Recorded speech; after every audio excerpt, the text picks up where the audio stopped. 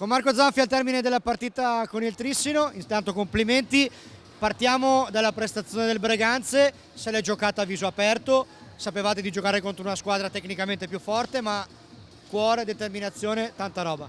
Sì, esattamente, sapevamo che andavamo incontro a una corazzata, però abbiamo reagito molto bene, sinceramente abbiamo finito il primo tempo quel 2-1, secondo me anche a livello di morale è stato importante per poter proseguire la partita, perché non sono partite facili quando iniziano magari a scappare i 2-3 gol di stacco.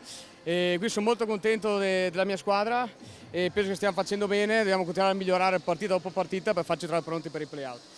A livello personale, insomma, hai avuto qualcosina da fare stasera, insomma, ne arrivavano da tutte le parti, abbiamo contato almeno 15 parate decisive, insomma, hai contribuito a tenere in piedi la partita finché è stato possibile. Guarda, quello è quello che trovo bello nel fare il portiere, no? Quando hai tutte queste occasioni, sei proprio dentro protagonista della partita.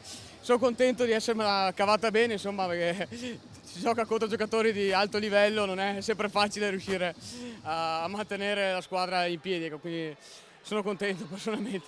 È bello rivedere Breganze nella massima serie, Breganze che nella massima serie quest'anno vuole arrivare dove?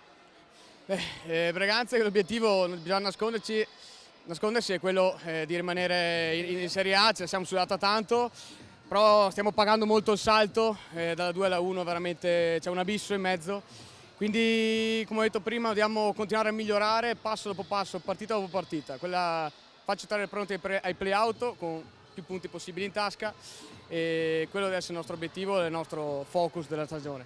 In bocca al lupo a Marco Zanfi al Breganze.